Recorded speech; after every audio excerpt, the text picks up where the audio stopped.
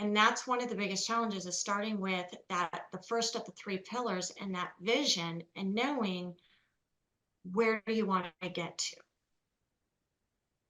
You How do couldn't you be more right. advise, yeah, how do you advise CEOs on what's that vision and that tangible vision that everyone can get excited about every morning? Yeah, you could not be more correct. And I alluded to it briefly before, but I'd like to take just a minute and explain a little bit more about vision. I was speaking with a CEO earlier this year, and they told me that their vision was to make more money. And I said, that's great, but that's not it. You and every other for-profit company out there, where do you want to be in 5 years? Do you want to be the best in your field? Do you want to be recognized by others, peers, contemporaries, as a thought leader and an innovator in your field? Is there a bold goal that others might look at and say, "Wow, that's impossible," or it might seem like it's impossible? The articulation of that bold goal is the vision, and I'm reminded of a team that I had the privilege of working with.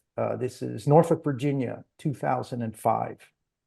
The Navy's U.S. Atlantic Fleet was debating and discussing how they would balance the multitude of administrative requirements as well as the profession of arms and the delivery of prompt and accurate combat power that the Navy is known for. Very, very careful balancing act. And what the Navy was striving to do was to become more effective, but also to gain efficiency.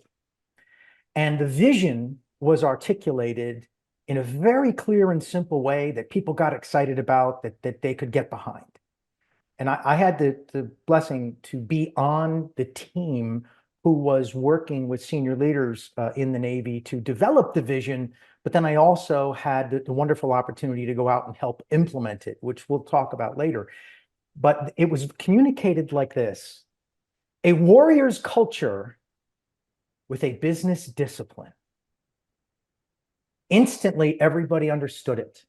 They knew what was happening. They knew where they were going. Okay, the details followed, and there were a lot of details, but people could get behind that and they could understand what was happening. And they woke up every day saying, this is what I get to be a part of, and we're going to make this happen. And I'll conclude by saying that this particular initiative, not only did it worked well, it stuck in the Navy's culture. And 19 years later, when I went back to the same unit, I was just overjoyed to see so many of the processes and standards that were put in place were still there. And I talked to a young leader and I said, "Why are you doing things this way?" And she looked at me and she said, "It's because that's what right looks like." And that was it. So the vision is the key, because what's the old phrase? If you don't know where you're going, any road will take you there.